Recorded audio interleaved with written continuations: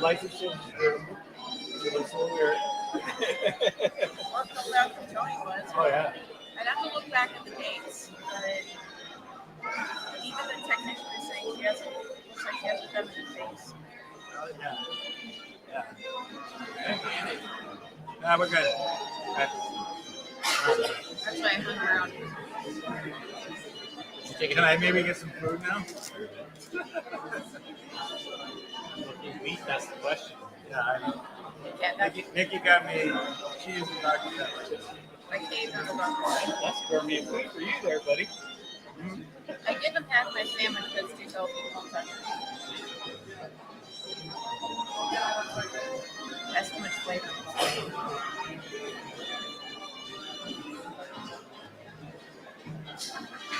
I have choking on that. I know in the moment we hear aioli.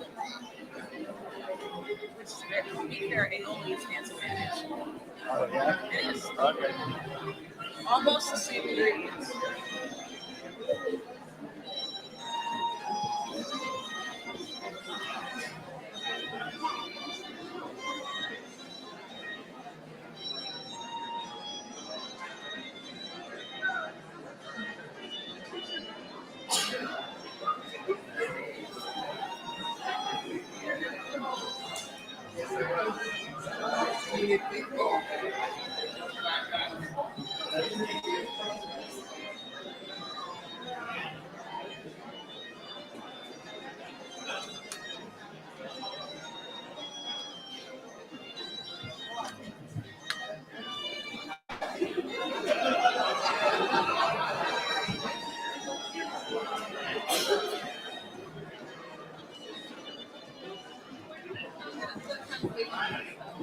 I believe they are in the back.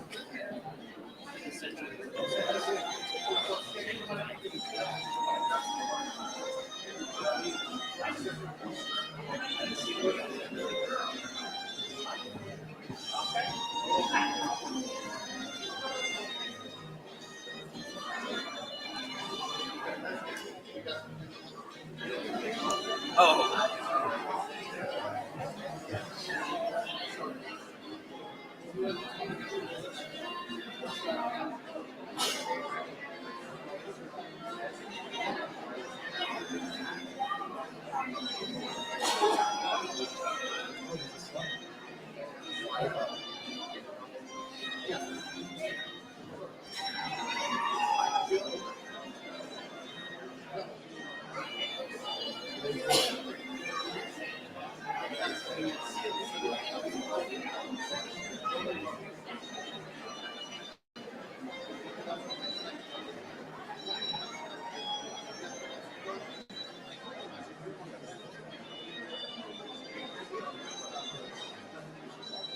Testing 1, 2, 3. All right, we are going to start, ladies and gentlemen.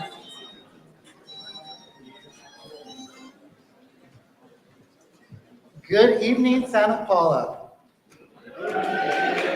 Welcome to the state of the city.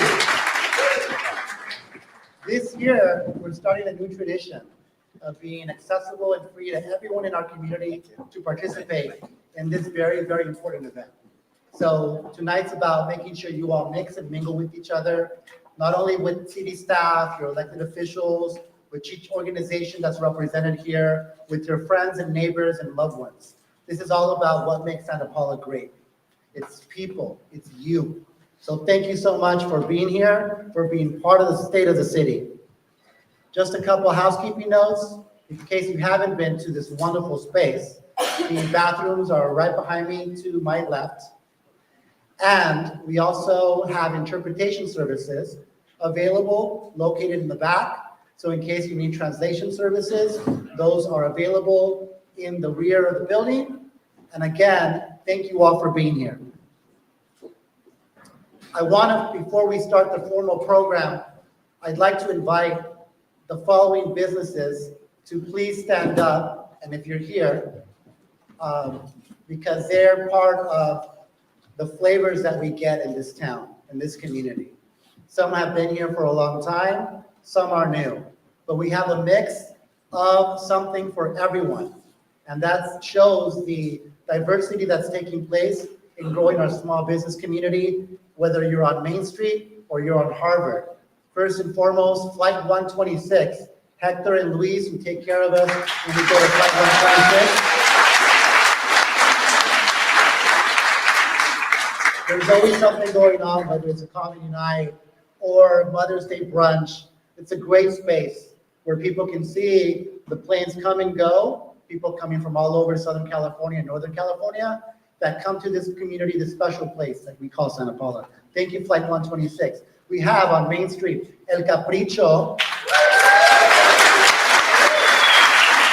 You know, Liz has really been a transformational small business owner. And we see that in the events that take place in that space, and also in the flavor of the drinks that are now on the menu. It's one of the favorite spots for breakfast, right? I think they won best breakfast spot and other accolades they received recently with the Chamber of Commerce. But again, El Capricho, Liz, are you here, Liz? Where are you? She's probably shy, and she probably doesn't want to be.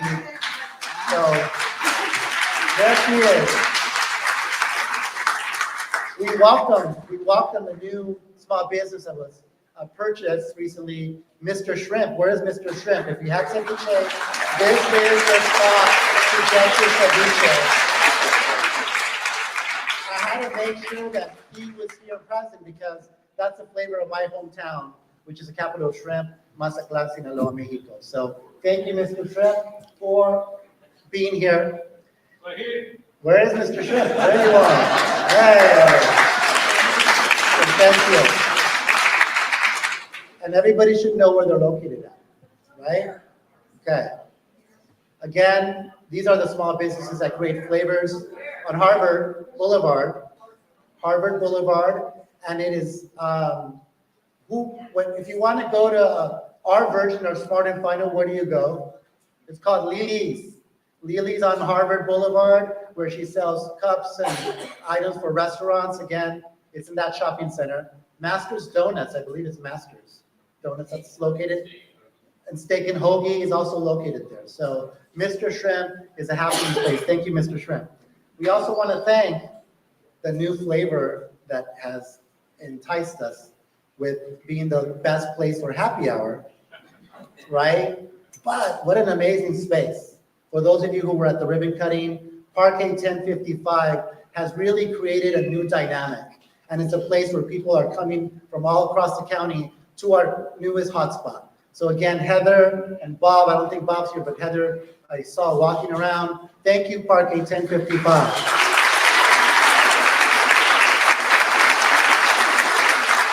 Thank you to our musicians who played today, Chucumite, our dancers for Proyecto Esperanza, Jose Melgar Studio for the photo, and of course, our Ag Museum. And I say our Ag Museum because this museum is a reflection of the community and the roots that you find here in Santa Paula. Those roots that are tied to agriculture, to farm workers, to the community that is represented here tonight. Thank you, Elena, once more for all the amazing events and activities that take place here in our agricultural museum. And also we have at the backdrop of this in focus. If you haven't seen the exhibit, tonight you're going to be able to experience it, but you're also going to get an additional flavor, an additional opportunity to connect with the departments of this city that are working for you for the greater good of our community. Now, we'd like to honor and acknowledge some special dignitaries. So I'd like to start with Senator Monique Limon's staff, who's here. Please stand if you're here from Monique Limon's office. Thank you so much. For those of you who don't know, Monique Limon is now the leader of the state senate. And that makes a big difference for us to create greater advocacy and opportunities for investment in our region. Her and Assemblymember Bennett were crucial in bringing $1 million to support our sports park. So imagine, now we have a stronger voice in Sacramento to fight and advocate for our community throughout this valley in this region. We have Michael Durazo, who's representing Supervisor Kelly Long. Is he here? I know you're here, Michael. Michael came from the Golden Girl Club. Again, Wonderful to have you in that role. Congratulations. I'd like to acknowledge members of the Santa Paula Unified School District. If you're on the Board of Trustees, please stand up and be acknowledged. Raise your hand if you're on the Board of Trustees. If you're a member of the Chamber of Commerce, please stand up to be acknowledged. The Chamber is a vital partner in our small business community. Elena Brokaw, Chair-elect Elena Brokaw, Executive Director of the County Museum. Thank you again for sharing your leadership at the county level. We have John Marquez from the Chamber of Commerce. I know John's running around here somewhere. We have Chief Don Aguilar, who's here in our front row. Thank you, Chief, for your leadership. We have Ventura County Fire, Joey Williams. Mr. Williams, where are you? There you are. To the Santa Paula executive leadership, if you're part of the executive team for our city, please stand up. Whether you're in the front line, behind the scenes, these are the leaders of the community.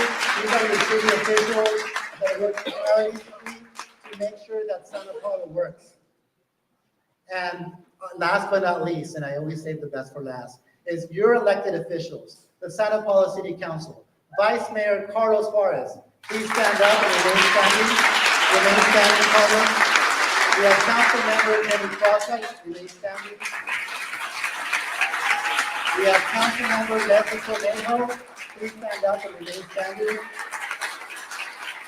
And we have our Gabriela Ornelas, which is our new council member. Gabriela Ornelas. This is the face of the representatives of this community.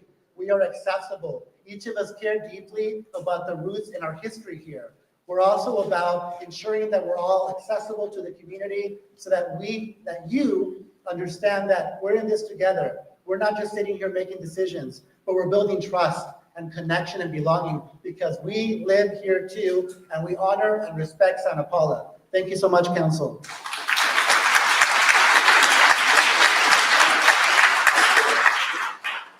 I always like to honor our veterans for their sacrifice and service.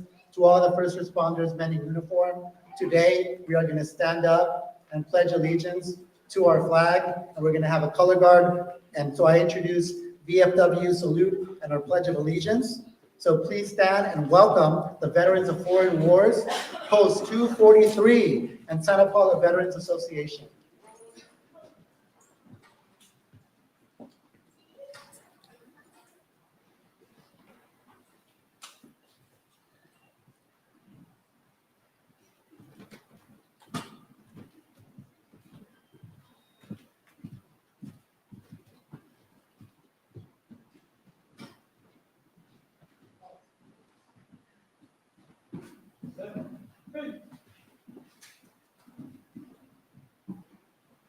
Ladies and gentlemen, please join me in the Pledge of Allegiance.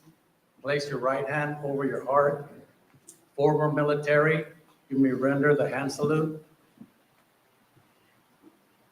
I pledge allegiance to the flag of the United States of America and to the republic for which it stands, one nation, under God, indivisible, with liberty and justice for all. Please remain standing for the invocation. I'd like to invite to the podium Father Tom from Our Lady of Guadalupe Church to do our invocation.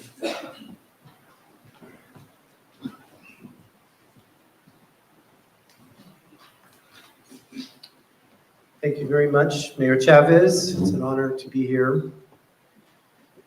Almighty God, we come here tonight in thanksgiving for this opportunity to celebrate our city of Santa Paula together with our public officials, that we may learn from and build upon our past, that we may humbly acknowledge our present in what has been accomplished and what we still need to do, that by this we may be inspired and motivated to share in the vision of our future. Lord, we ask that you also bestow a blessing upon our mayor, Pedro Chavez, that he may be filled with zeal for his duties and responsibilities in leading the city of Santa Paula, and upon the city council, all city officials and civil servants, that they may all work for the well-being and prosperity of all who live and work in Santa Paula. We are also thankful for our Chief of Police and the Santa Paula Police Department, who work hard to keep us safe, and for the Ventura County Fire Department and first responders who have helped so many in their time of great need. Lord, we are living in troubled times with much unrest and uncertainty around us and in the world. We acknowledge and are grateful that the city of Santa Paula has been spared from this, as well as the grave dangers from recent fires and severe weather. We pray that we may prove to be worthy stewards of the good things we have received and be blessed by your continued protection. Let us all be thankful for what we have, grateful for the graces received, and hopeful that the city of Santa Paula and all who live here may grow in prosperity, kindness, and love for one another. Amen. Thank you.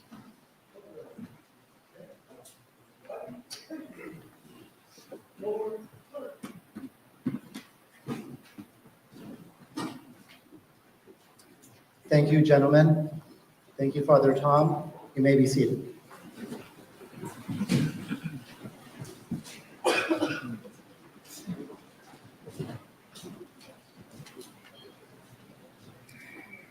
Father Tom alluded to this a few minutes ago in his words, and I would like to take a moment of silence to acknowledge the people who are suffering in our community and throughout our nation, who are living in fear. Let there be divine intervention to know that there's a better way. There's a better way forward, and that we have peace, and that we, as elected leaders, whether you're local, state, national, look into their hearts and their conscience and do the right thing. So I ask for a moment of silence.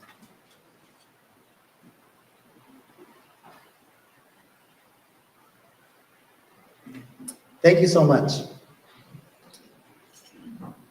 I am happy, I'm honored, I'm humbled to stand before you as the 123rd mayor of this wonderful city. Santa Paula is here in our hearts. Whether you were born here or you just got here, Santa Paula is in your heart. This is a community that has deep roots and people who care, who have compassion and empathy. And I'm so excited that the community is coming together. We're seeing greater community engagement. We're seeing more people participate in our process of democracy. Democracy is messy sometimes, but at the end of the day, as Americans, we make a decision to work with each other, to make things better. And we always have to think about the future. When I grew up, there was always this mention of the future generations. There were songs about it. Somehow we lost our way as a country. We need to remember that we're only here for a very short period of time. And it's important for us to think about the future, to think about where our young people are going to be if they do not have a community college that is accessible to them, local. What's going to happen to those that are aging, all of us are aging, that are going to need access to a hospital? And that hospital isn't there. So I come before you today to share with you progress. And this progress is our progress. It's the decisions that have been made by your city officials with the endorsement support of our city council. And so I keep saying progress because we're always going to be changing. And the only thing that we have to look forward to is that there's always opportunities for change, opportunities to become better, to understand of the needs of our residents, what they're experiencing, and what can we do as government to make government more accessible. The beautiful thing about being local is that we're accessible. You can call your city council member, you can meet them for coffee, you can see them hanging out on Main Street at their business, you can see them having cruise night, attending cruise night. We're accessible. And it's such a great feeling to know that we as council show up. We're there to support the community in all its endeavors, whether it's coming to a time capsule event that's happening on Monday, right? Or it's enjoying our museum and our spaces, or our ribbon cuttings. We all know that we're making such wonderful progress. And I want to start with that because sometimes we forget of the investments and the work that goes behind making things happen. There's no magic bullet, there's no magic wand. People have to make decisions and they're in the trenches doing the work. One measure of our progress recently, and we should all be cheering for this, is Harvard Boulevard. It would break my heart to see the comments about Santa Pothole. I get mad, I get angry, because I know how much that means to this community, because they've been suffering and living with this for a long time. So thank you to the council who made these investments in the past. It took nearly 5 years. However, the path forward was ensuring that these things get done. We had a ribbon cutting under Mayor Leslie Cornejo on Harvard Boulevard, and we celebrated that opportunity at Bunnin. That's a huge deal. That's an artery. And that was made possible because of leadership, but hard work and your patience. So I say on behalf of the city, thank you for being patient with us. That was such an accomplishment for this community. We most recently opened a sports park. If you were there and if you haven't been there, you gotta go. Because it's such a beautiful space. It connects us to nature and community. I was there recently supporting our team who was using the fields, and I asked the young people, what do you think about these fields? They were all excited. They love these fields. They're not playing at a park that has a bunch of rocks, right? So that's a progress. That's a measure of progress. These big ideas, audacious ideas, those are two major initiatives that this council and this city has taken on. I pivot to something that I believe is so important, and that's the public trust, making government accessible. When people believe, they attend, they support, they open their wallet for a donation, they volunteer, they commit to a cause greater than themselves. That's what trust is about. That's why it's so important that when we do the work that has to get done, that we're honest and open and we work to solve problems. Because we know there's always a better way. So I'd like to thank the leadership for always working with us because we ask a lot of questions, and that's our job to ask a lot of questions.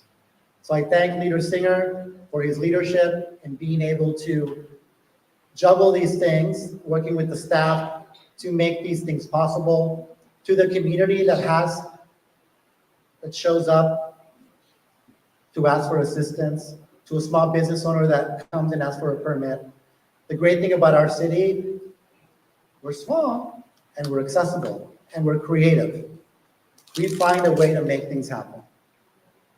I would be remiss if I didn't say that, wow, democracy works. Because it works because of you, because people show up and they care. We saw that happen last night. The community raised their voice.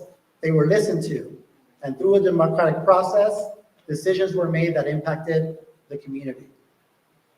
But there's so many of us doing this work, and we need more people to do this work. We need more people to show up. We have so many opportunities for service, committees, you name it. When residents are involved in decision-making, it makes us stronger. When people show up, it makes us stronger. So tonight, I deliver this important message to everyone. Your government is you. Your government is showing up. Our job is to be receptive and to help you along the way. And we can't get everything done all at once, but we're sure making progress, aren't we? We have so many wonderful things that are happening. I invite you, when we're done with this, to check out the back of the room. You have city departments that are showing you things that are happening and things that are on the horizon. Because Santa Paula is changing. And it's changing without losing its roots. And the roots come from history and it comes from people. I want to end with this important part of the puzzle. We can't get things done without money, right? We need money to be able to pay the workers, to pay for the staff. And we have to make really tough choices sometimes about how we use that money, because we don't have big box, we don't have large retailers, we don't have big industry, but what we have is you. And thank you for your trust in allowing Measure R to pass, because we would be in a different place if we did not make that possible. People, no matter how much you make, are part of the solution. So thank you, Santa Paula, for the opportunity to again stand before you. I know my husband of 20 years would tell me if I missed something. So I want to thank my mom for the person that I am today. She made me. Her values, her roots, her fight for the American dream. So I introduce you to my mom, Maria Esther Luna, who's here.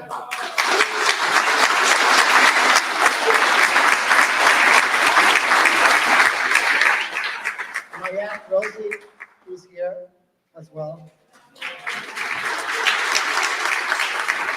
My husband Francisco, who's here, 20 years now. No matter how big or small your family is, we care about family. We care about each other. And that's what makes Santa Paula great, is our love for each other. So again, I'd like to introduce the leader of your city, the management team, Dan Singer.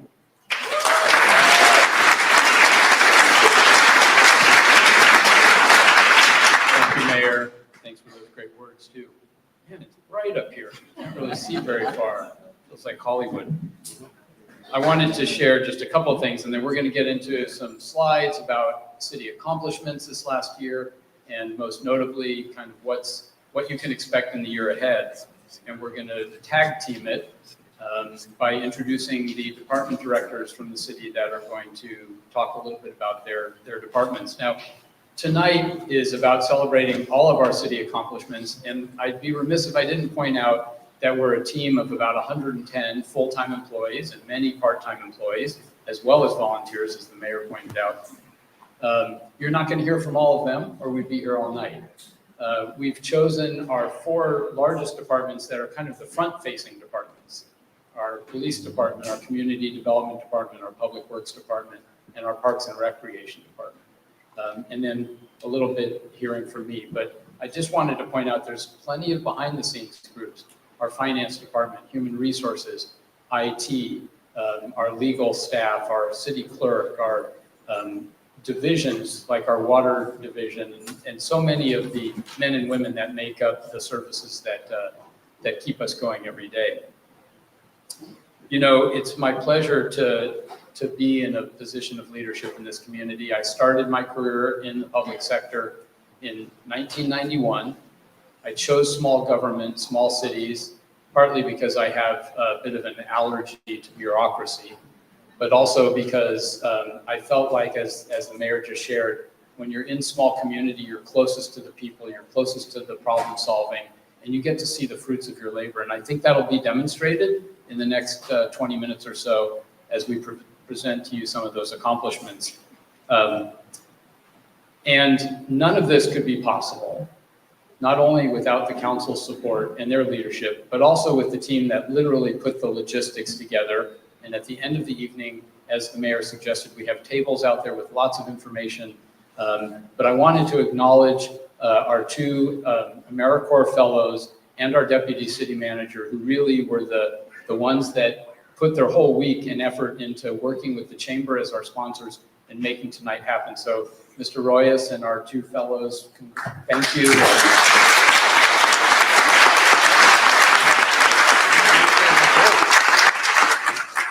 So let's get into it. As Mayor Chavez has pointed out, whoops, I went the wrong way. One of the most significant activities that we saw this last year was the passage of Measure R. You know, when we surveyed the community, 90% of our community, or nearly 90%, identified that they knew we needed money, which our consultant said was the highest feedback that they had ever seen in a local community. So we knew the knowledge was there that we needed funds, and as a lower income community, we knew that if we weren't helping ourselves, no one else was going to help us.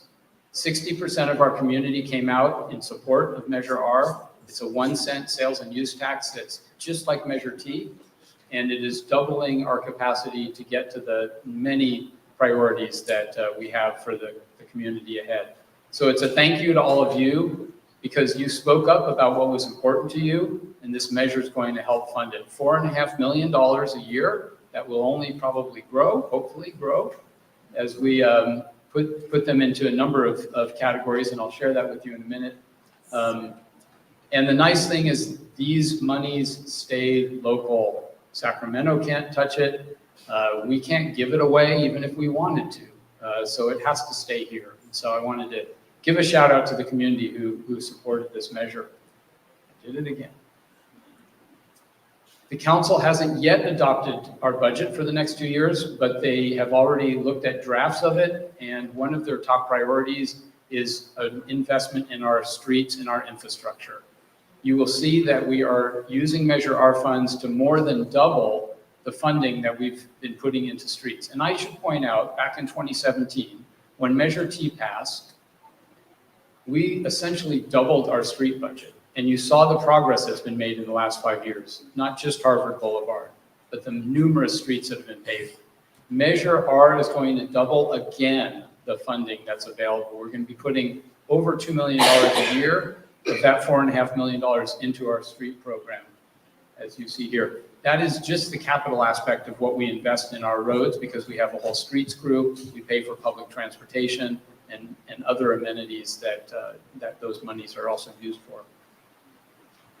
And I know most of you can't see this in the back of the room, but basically what it's demonstrating is that Measure R funds are going to be largely used, 60% used towards our streets, doubling our money to invest in improving our sidewalk system, our storm drain system, putting money into maintaining our police and 911 responses, improving public spaces, cleaning up public spaces was important to our citizens, as well as addressing homelessness. And so these are all areas that Measure R funds are going to help to really reinvigorate or invigorate our community. But we haven't done this alone. We have been intentional in these last 3 or 4 years in finding partners at the state and federal level to help support us and to support the needs, because the needs for funding here are great, and we can't do it alone. And it has been such a remarkable thing to see Santa Paula be put on the map. Our mayors, the last 3 mayors, 3 or 4, have all taken trips to Washington, D.C.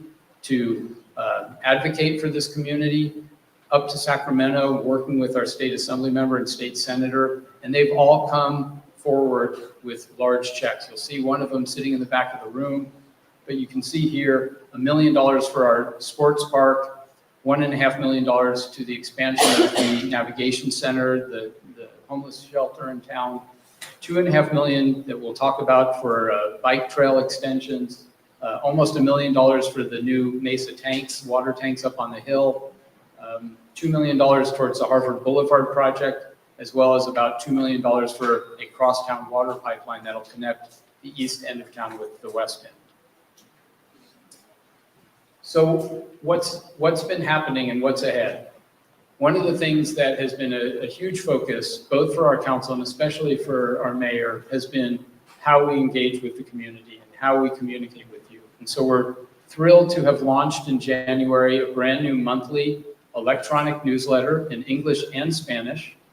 It comes out at the beginning of every month. It has a remarkable amount of information in it, so much so that many of you would want to just scan it and click on those headlines that are most meaningful to you. It has upcoming events, it has information, council actions, all sorts of things. If you haven't signed up for it, I highly encourage you to do that. And there's some banners out here, or you can scan this. There's some flyers in the back. Please consider signing up. You know, you hear people say all the time, well, I didn't know what was going on, or I didn't hear that the council was considering that. Sign up for our newsletter, because that's how you'll stay informed. And it is really a remarkable tool for communication.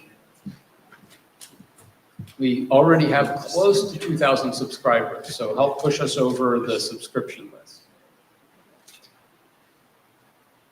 We are also, we have recently updated our website to make it much more accessible, both English and Spanish in multiple languages, ADA accessible. We've added features, especially highlighting the social media activity that we push out. Maybe you're not an active Facebook or Instagram user, that's okay. Go to our website and you'll see on the right side, you can look at all of the information that's being sent out without having to have a Facebook account. In addition, we are looking in the year ahead at further enhancements, tools for search engines, and using AI to better help the public get information that you need, and accurate information. And then finally, we'll be looking to develop a mobile app so citizens can start to report issues to us. Potholes, tree limbs down, street light out, you name it, so that we can better serve our community.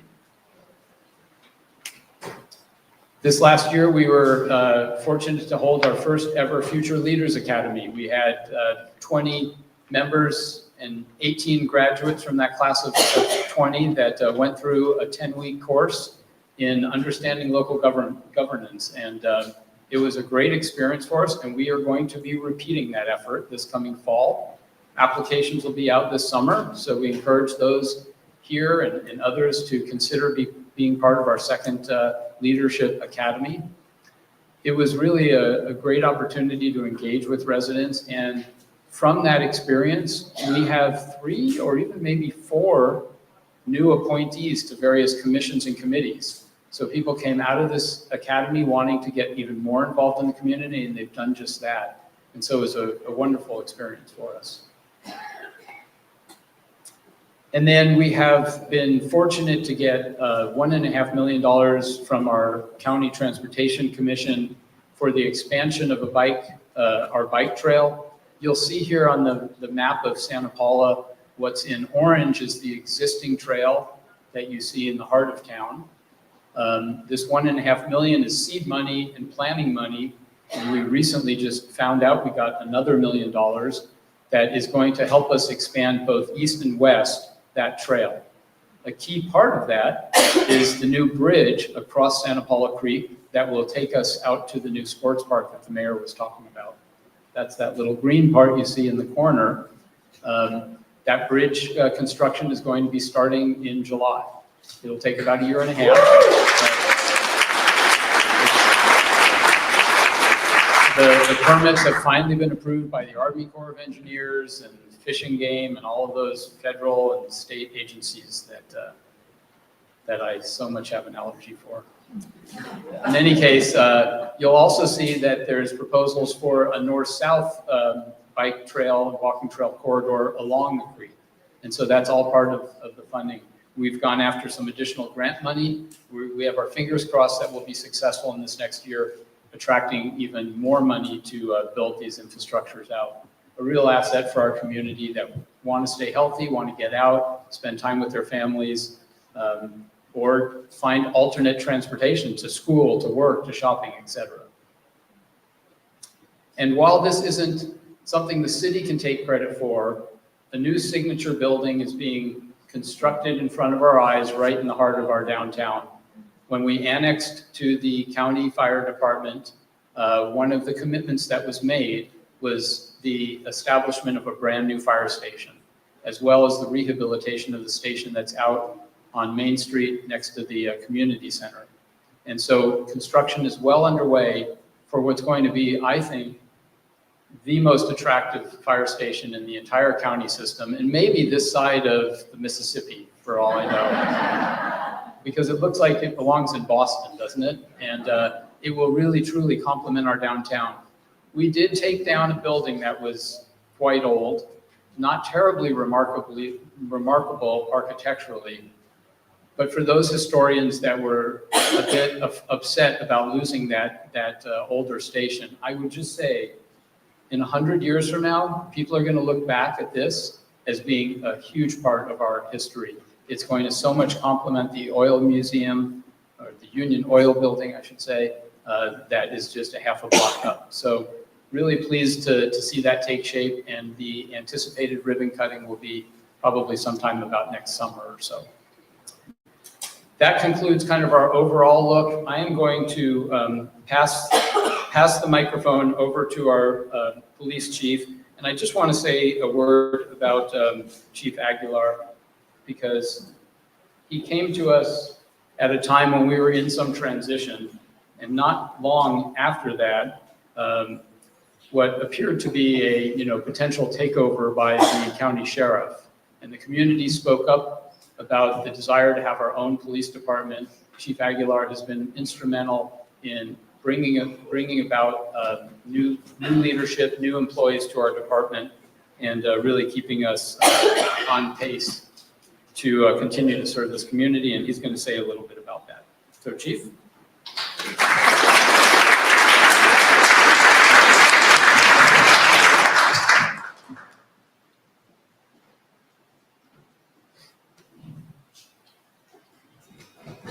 I'm doing the same thing you did. Yeah. Okay. Good evening, everybody. Thank you all for your support here tonight. The police department is in great shape right now. I just want to let you know that I get asked the question all the time, how are you doing? How's staffing? Staffing is great. We're just shy of being fully staffed with officers.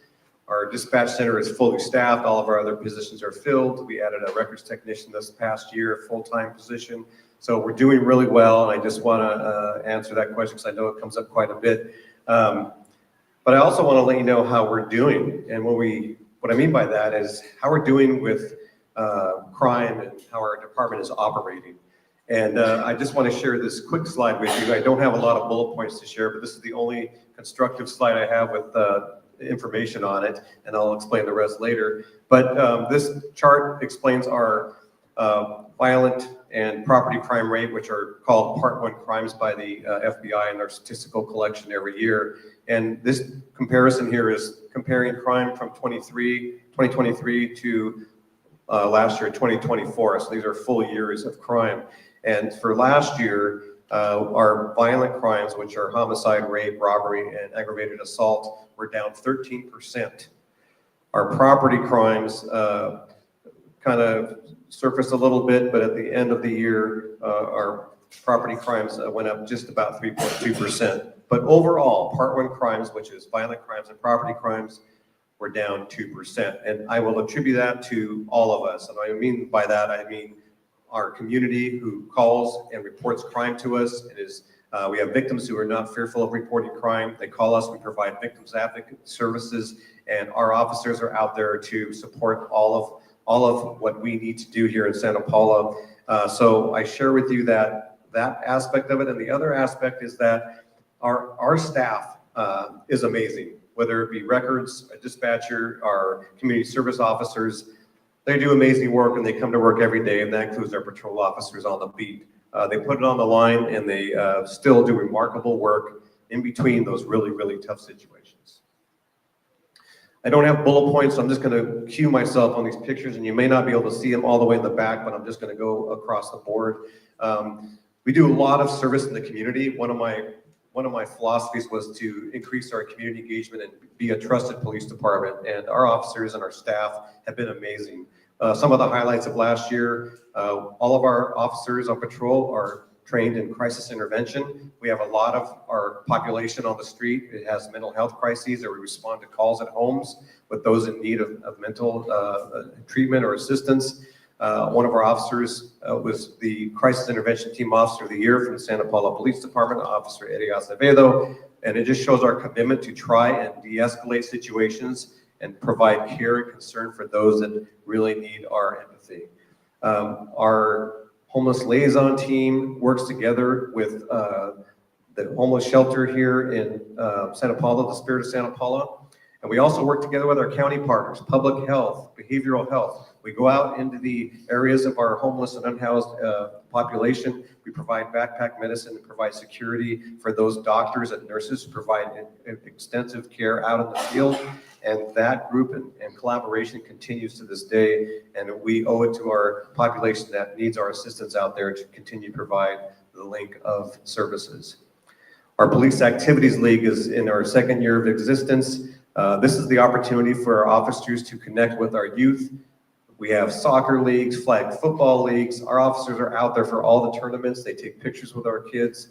And this is a phenomenal aspect for us to look at the vulnerable youth in our community and prevent them from getting recruited for any other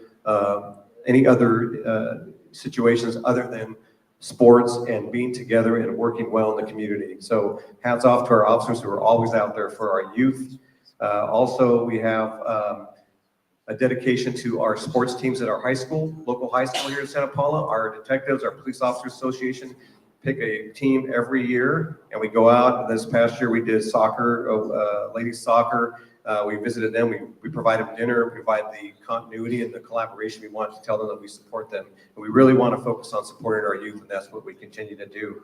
Last August, we had our first national night out over here at Veterans Park. It was a tremendous success, widely attended. It was amazing. We even saw the city manager in the dunk tank, so that was kind of cool.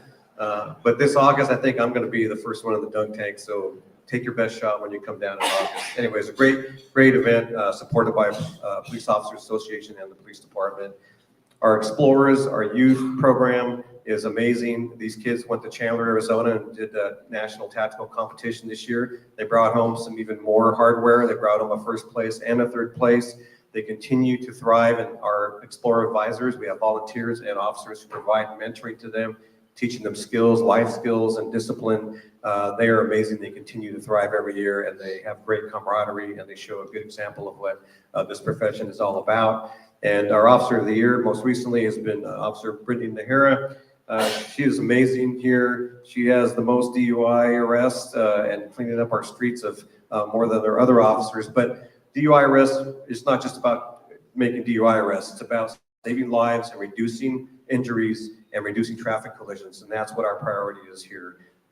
Brittany also was awarded recognition because of all the amazing work in her enforcement on the streets. She took off more handguns out of cars and off of people in last year than any other officer at our station. And when I tell you how our violent crime went down last year, she's a big reason why, and that's what she was awarded with Officer of the Year. What's going on right now? We have tons of great things happening at Santa Paula Police. We have license plate reader technology, which we've used in the last several months. It's been implemented, and we've solved many felony crimes because of the information we've received on license plates and identifying vehicles coming in or people coming in to do crime and leaving town. We've solved many crimes doing that. We have that program in effect. We have our FARO technologies, which is our we can reconstruct crime scenes digitally with that equipment, and it takes a lot of efficiency toward our major crime investigations. We have many people trained in that, our officers on patrol, our investigators. So it really helps reconstruct a crime when we get to the court process later on, and it provides a really, really distinct description of what's happening. Our body-worn cameras, we just renewed our contract with Axon. We have the top of the line best recording devices out on the streets. They also give us the ability not only to record all of our events, but with evidence.com, where we load all of our body cam video to. We also has an interface to allow people to submit videos and pictures right into the system as well. So it all goes to the DA's office when we're ready to prosecute the cases. They have the video, they have the photographs, they have everything at the touch of a finger to enter those pieces of information. Our emergency services program is thriving. We have community emergency response teams that have graduated. We have 2 that have graduated already this year. There's a couple of graduates here in the crowd today. It's amazing work how they will respond and help each other and help the community in the event of a natural disaster or an earthquake. That training continues. Thanks to Kate Watkins, our emergency services coordinator, we provided our automated external defibrillator or AED training to all of our city employees. We have those devices in key locations at every city building now. So if a customer comes in or an employee needs assistance and has a situation where they need help, we can provide an AED right on the spot and save that response time before paramedics can arrive. And finally, what's going on now, recently last week or the week before, we had our first ever Special Olympics torch run here in Santa Paula. One of our officers is our Special Olympics ambassador. And I want to thank him, Officer Ricky DeLong. Amazing. His brother has special needs. He took on this great task and he organized and coordinated the run. But it would not have been possible without runners who paid and donated. We all ran and carried the torch. And also our sponsors, our community sponsors who came forward big time this year and allowed us to run a great event. We ran by 3 schools. All the kids were out cheering us and posters and ringing bells and really, really supported our efforts. And we really want to make a strong, concerted effort to keep Special Olympics support here in the city of Santa Paula. So I appreciate all of our officers for doing that. And what's coming up? Lots of more great news for our staff and for the community. If you look off to the right, these pictures are soon to be reopening police station after phase 1 construction. We have a beautiful inside of our station, a new public lobby, a new records bureau, a new detective bureau, new lighting, modern lighting, new accent painting, a new security fence to protect our city staff and our police employees. Great things. It's a morale booster. We really appreciate the council's support and the community support in allowing us to get these projects done. I know Park and Rec has helped us get these projects and keep them moving.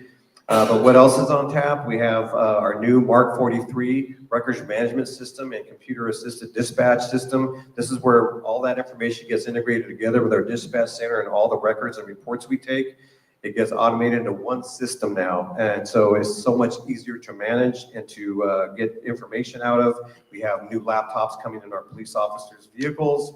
We have new dispatcher equipment. We are looking at, actually have access to funding from Cal OES to fund all new dispatch consoles for our dispatchers. So Mark 43 will also add some more equipment with that. So our dispatch center is really getting an upgrade, and we're really happy to see that happening soon and provide even stronger service to our community members and residents. Before I hand it off, I just want to make one more comment. We're committed to community service, and this past week's been kind of rough for Santa Paula Police. Mutual aid was requested for our partners down in Los Angeles. We had officers go down there, and they faced a lot of duress for 3 nights. One of our officers, I think, is in this crowd tonight. They made it home, and they made it home safe, and they were happy. They were happy not only because they live in a great Ventura County, but because they know that no one in this city will destroy their own city of some of the things that were going on in Los Angeles. So they are happy to be back here working in Santa Paula because they know people care about the city, and that's what makes them feel good and be part of this town. So thank you very much for all of your support. We appreciate you. We're constantly working to get better, and we'll continue to get better as we move forward in the coming year. And as I wrap up today, I'll tell you that last year we finished our 1-year celebration of our 100-year anniversary. And so our great department and our members have started the next 100 years off on the right foot, I'm glad to tell you. And I want to thank you again for all of your support for everything you do. And thank you for the council and Mr. Singer. Appreciate it.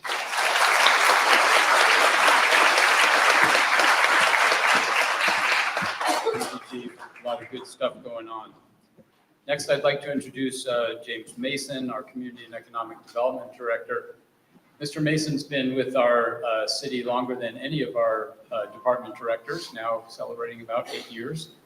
And one of the advantages with his experience and his personality of having him in that role is the connections that he's made with our businesses, with our residents, with our developers, and just with our nonprofits. And so it's really a pleasure to have him at the helm of the department and give him a chance to talk a little bit about what their successes have been.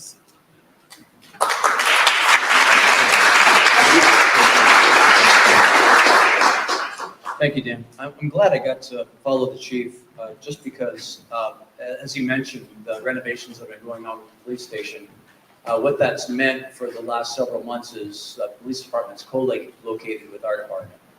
And it's kind of a mirror of this community. What we do is a lot of process and a lot of policy that's sometimes hard to navigate. Dan mentioned bureaucracy, sometimes unavoidable. But at the bottom line of all of it is people. Everything we do is to serve community and build community connections, to build social interactions. And what mirrors that is we had a chance to work side by side with the police department and get to know people that we probably wouldn't have had a chance to get to know. And by that connection and that service, if we don't care for each other in City Hall, we can't care for you outside of City Hall. If we don't serve each other, we don't know how to serve you. And we've all been in companies where people don't treat each other well, customers lose.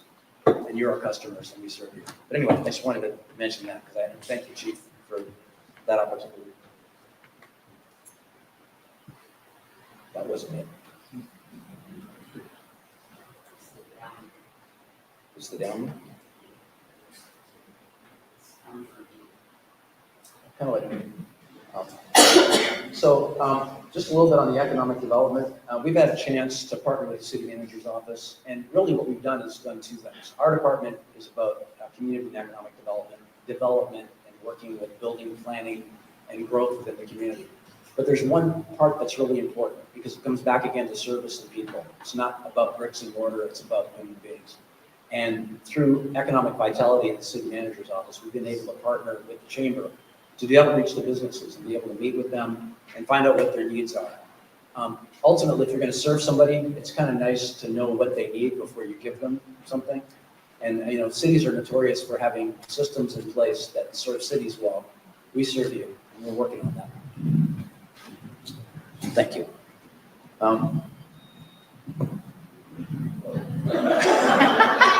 That should have been shorter.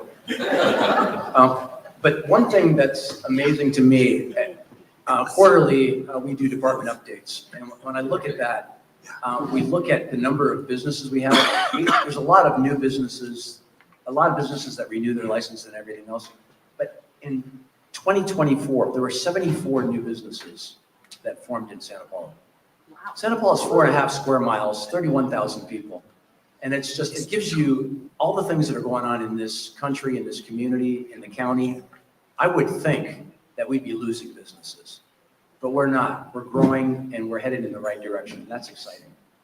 We've had a chance to work with business roundtables. And if you're a business, and even if you're a resident, you're just curious, every other Thursday, every other month, say this right, every other month on Thursday at 9 o'clock, we have a business roundtable. We've been moving it around a little bit, but it's mostly at the Glen Tavern Inn. If you have a chance, please attend. It's a great opportunity, not only to find out what's happening in the community, but to interact with your community members.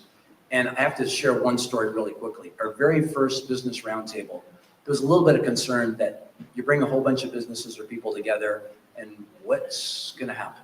Is it going to be complaints? Is it going to be conversations? And there was a lot of things that got thrown out as far as needs we have within the community.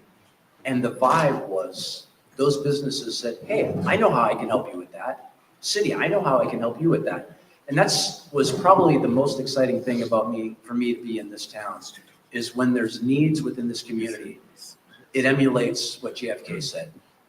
It's what can I do for my community, not what can my community do for me. And I've worked in 7 cities. I've never seen that to the spirit of this country, this community.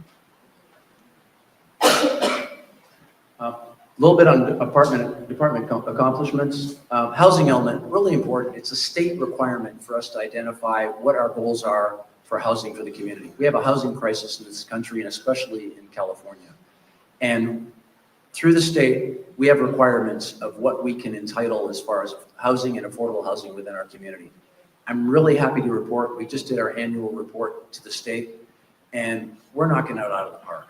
The number of housing units that are coming on board, and what's really important about that is you need a continuum of housing. You need housing for the unhoused, you need housing for executives and luxury housing, and you need everything in between. Because the hope is, where everyone is, they're gonna have the opportunity to move up or move sideways. Today I've got kids, maybe I don't tomorrow. Now I'm retired. Having all those options for people to be able to move around within the community is just an incredible thing. And the other thing I wanted to share, we had economic update last year at Cal Lutheran, and it talked about the county and all that's happening. And there were several of our team that was at that meeting and community members. And they said, we want to talk a little bit about Santa Paula now. We're like, oh boy, what are they going to say?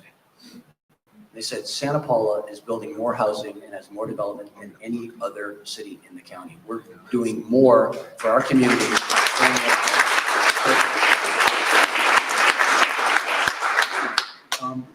And if you know about People's Place, about 710 West Harvard, 69 unit multifamily development, that's for low-income people.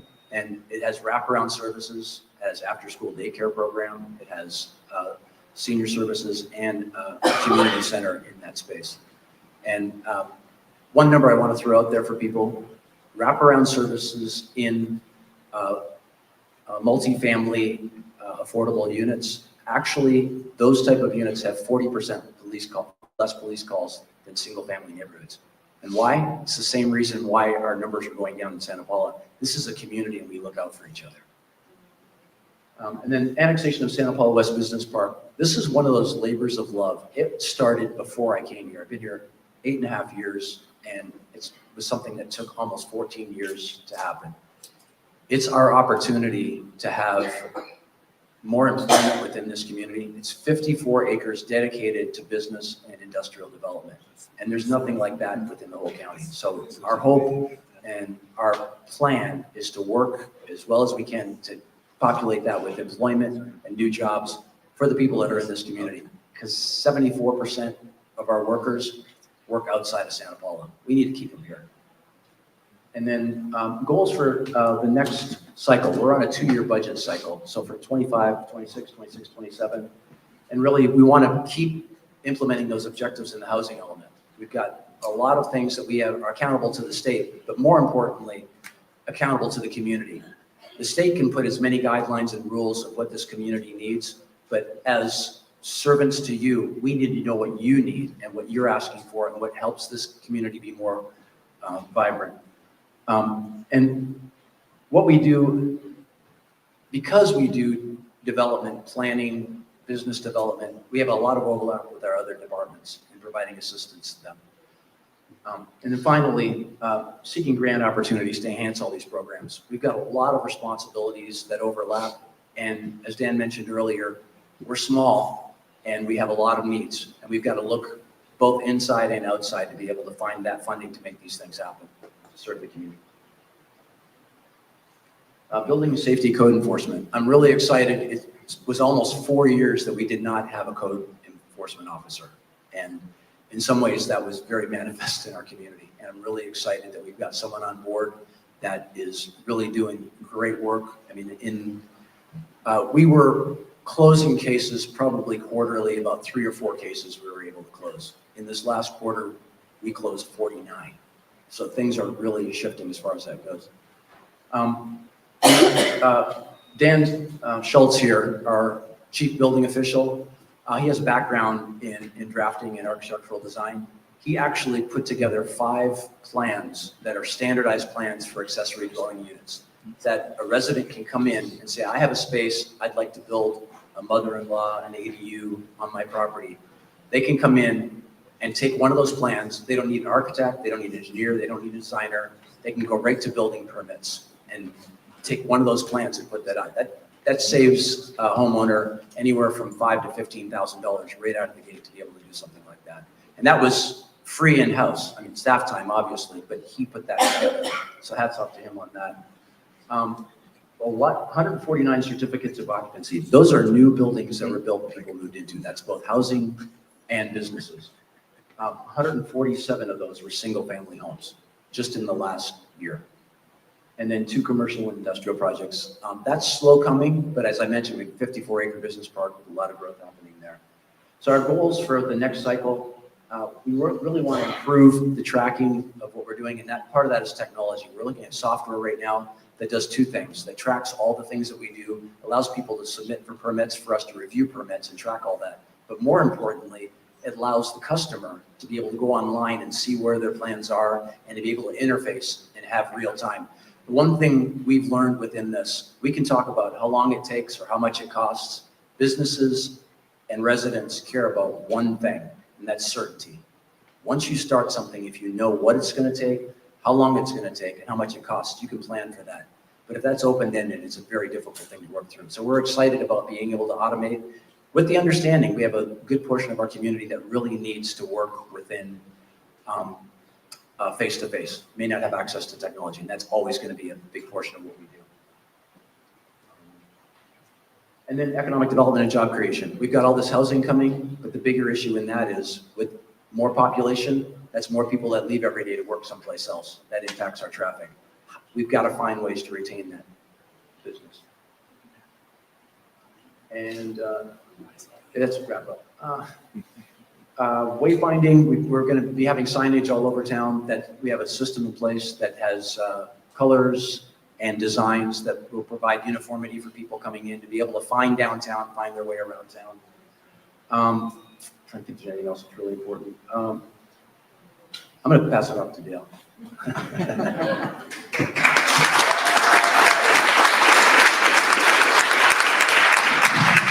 Thank you, Mr. Mason. Well, from an 8-year employee to an almost 8-month employee, Dale Goodman, our Public Works Director, is our most recent recruit.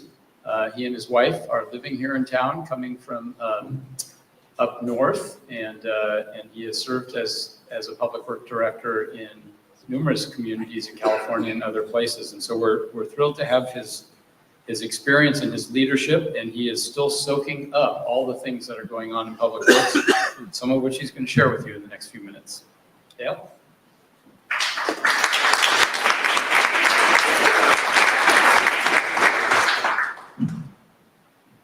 So I'm really excited to be here in Santa Paula. As Dan said, my wife and I, we have moved around and served in a lot of cities. And when I first got involved in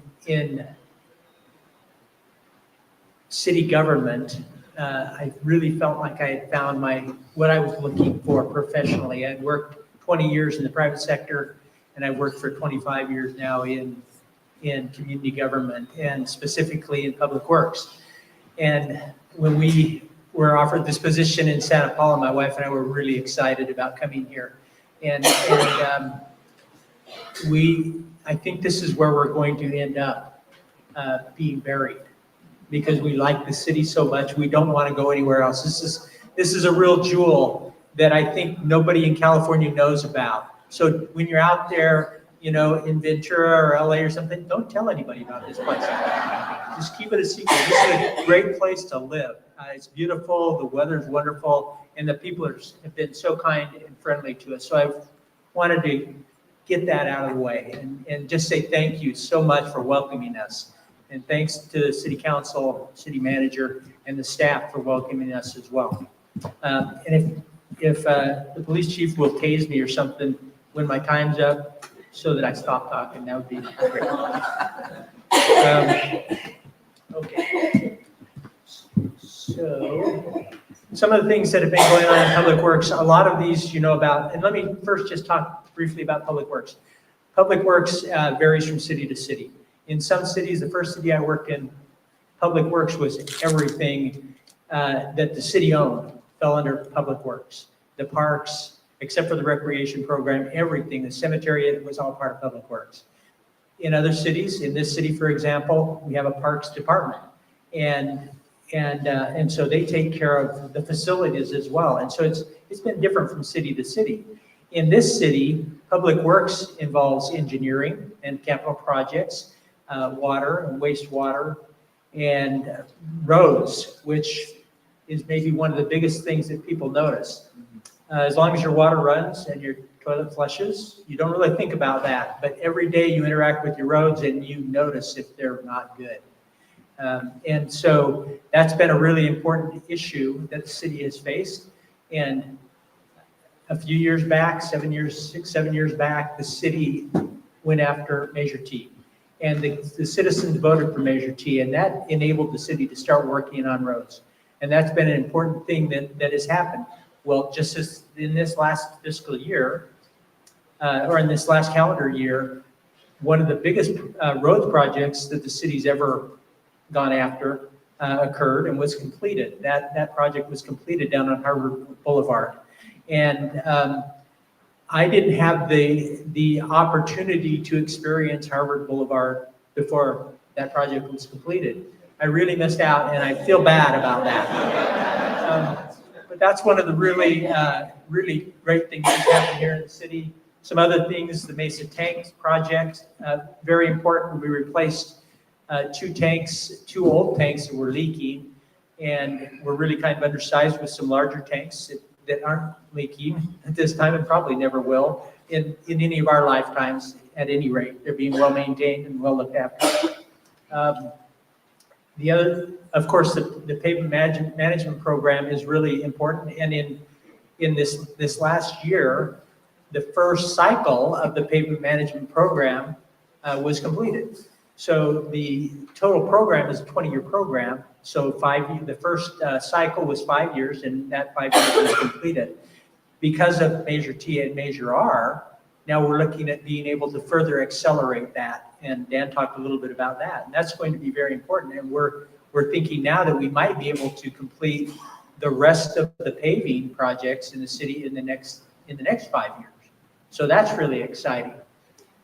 So if your road hasn't been paved yet, I'm sorry. Just know that we won't be paving any of the roads over in East Area 1 before all the roads over here in the older part of the city are taken care of. So there is that. And another major project that we had has to do with the crosswalks on Main Street. And a lot of you have noticed those. They have flashing beacons that let people know that someone wants to cross the street. We also have them down on Harvard Boulevard. Very important for the students. There's a lot of kids who use that, and a lot of non-students who use those crosswalks to get back and forth safely across the roads. So those are just some of the things that were completed, and there were a lot. In 2025, as I mentioned, we're looking to further accelerate the pavement management program and get a lot done. We should see the beginning of that acceleration this fall, but because we're looking at accelerating, we probably won't be able to do a lot this fall. As we're planning on how to accelerate, we will get some things done, and then in the spring we will come with a full slate of roads to be completed in the spring and probably more in the fall. In East Area 1, and for those of you who don't know, that's everything east of Santa Paula Creek. Well, not everything, but most of it north of the highway, that's East Area 1. And or also known as the Harvest at Limonera. So, but internally we refer to it as East Area 1. And we have a new well that's going online probably sometime in the middle of next week. And that's going to be a big boost to the city's efforts to provide drinking water to the citizens. Also, the 3 million gallon tank that's up on the hilltop, not on the hilltop, but the hillside, that will be going online probably in the next month or so. And so we're excited about that. That will provide further redundancy to the city. One of the things that was mentioned already was the addition of the crosstown pipeline. That pipeline will allow us the two sides of the cities to support each other and provide water flow and pressure for both sides of the city. So if we have a well that goes down on one side of the city, the other side of the city can keep pumping and provide water to the from west to east and from east to west. So it's very important piece of infrastructure that's going to be going in sometime soon. a lot of other things going on. 8th Street, if you've ever been on 8th Street at night, recently there's no street lights. We're looking at a solar-powered option for lighting up 8th Street between Harbor Boulevard and Main Street, which is kind of exciting because it's going to cost us way less to install, and then there won't be any cost for energy moving forward for those lights. They will produce their own energy. Energy will be used, and they last for different components of the systems last for anywhere from 12 years to 25 years. And so we're excited about that pilot program. And if that works out well, then we could possibly do that in other areas of the city. One of the big things that needs to happen right away is the bridge across Santa Paula Creek. That bridge is going to provide additional access and egress from that East Area 1. So people can get to the park easily from the west. So people who live in East Area 1 can get into the city just across Santa Paula Creek. So that's going to be very important for us. Is that a signal for me to stop talking? Okay. So don't tase me then, Chief. So those are some of the things that we have to look forward to in this coming year. We're very excited about the work that's being done and is going to be done. And again, very grateful to be here and love living here in Santa Paula, and thank you for your support.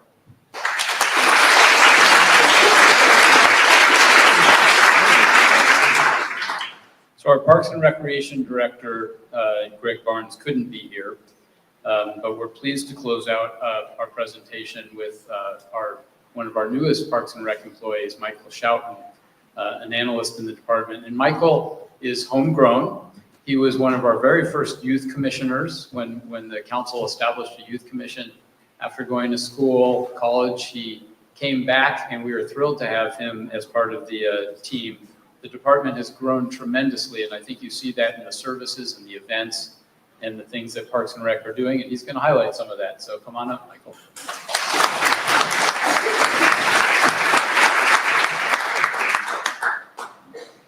Thank you. Thank you, Dan.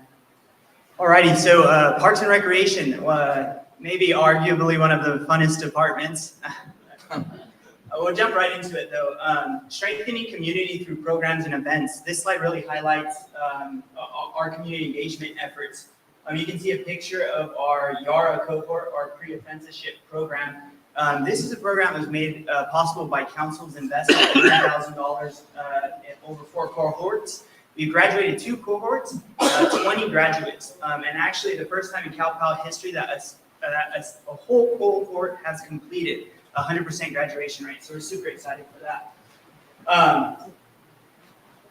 Oh, sorry. Okay, so we've also organized signature events. We had the drone show, we had Arbor Day, we had Easter, we had the holiday light show at the train depot. Notably, that was the first drone show in our city's history. We hosted Santa Paula Beautiful Day. Without our volunteers, we couldn't do what we do, the amazing and awesome work that we do. So if you're a volunteer or if you're interested, definitely stop by the Parks and Recreation table, or if you are a volunteer, thank you. We really do appreciate you. We've expanded our youth center programs. They now have a wellness room. They have game nights. There's arts and crafts. There's now a partnership with Santa Paula Unified School District that we'll talk about in a later slide. And there's also some pictures. That's the second cohort with our program coordinator there. We had Mr. and Mrs. Claus there. And then we had some of our volunteers at Santa Paula Beautiful. Investing in parks and public spaces. We've been very fortunate to have a city council and a public that really recognizes the importance of public spaces. This slide focuses on facility improvements and our planning milestones. We've launched the master planning process for the revitalization of Fagan Barranca Park. We've advanced construction on the Santa Paula Creek Sports Park. Phase 1, we just had that grand opening on May 3rd.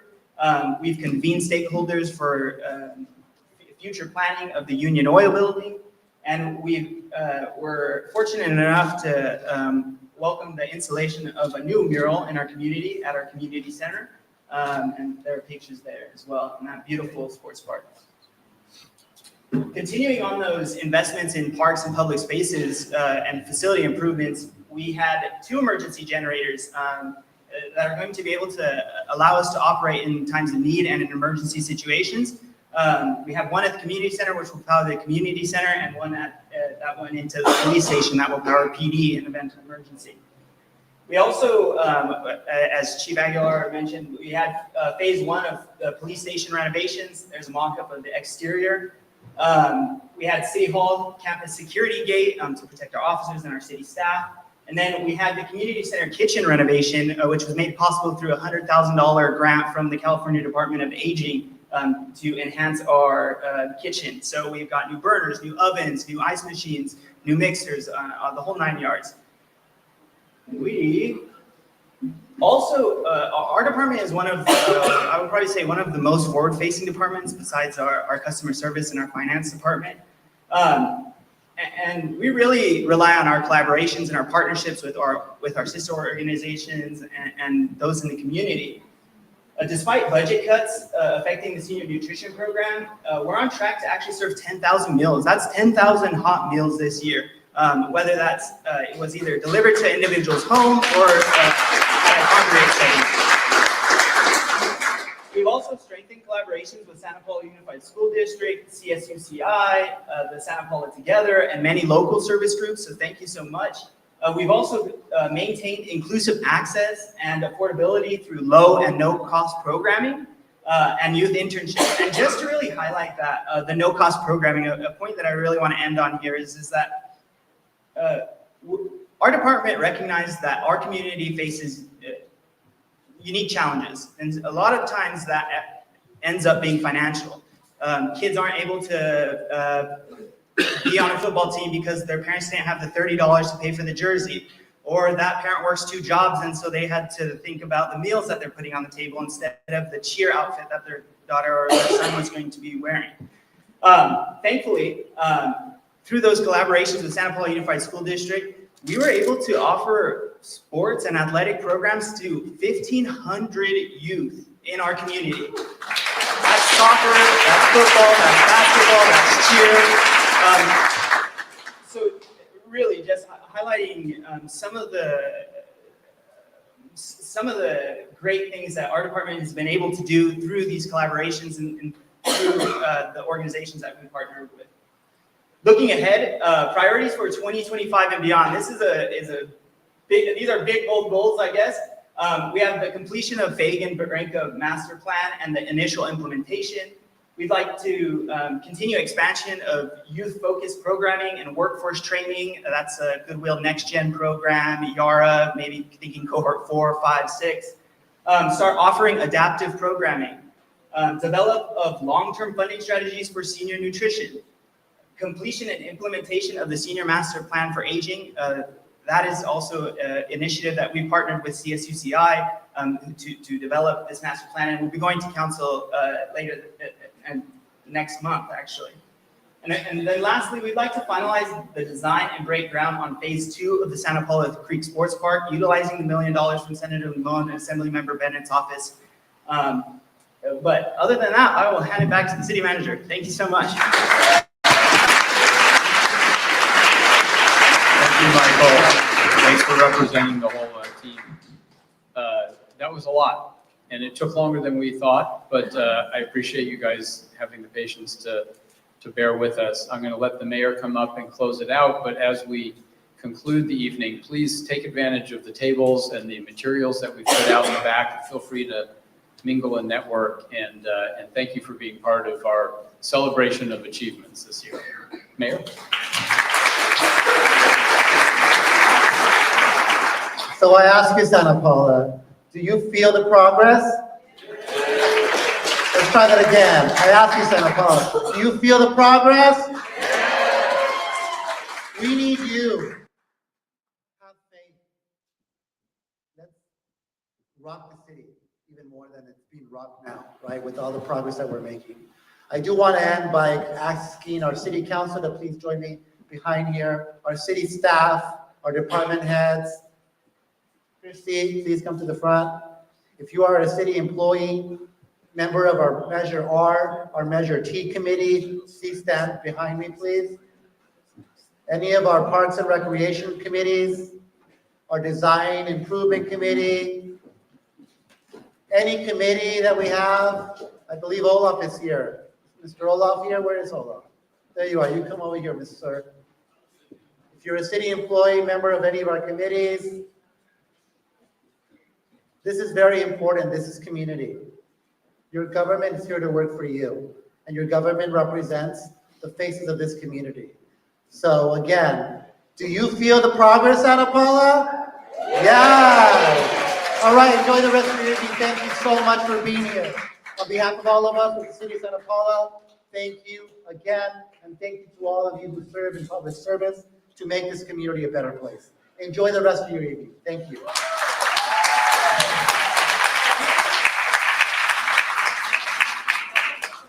Thank you, Jonathan, to our interns, Mirka, Nicole. Thank you again, everybody, for making this evening possible. Please head to the back. There's Santa Paula cookies, and also don't forget, there's a pass report in the back. Make sure you complete it and go around the different departments. Thank you again for being here. Can we turn the music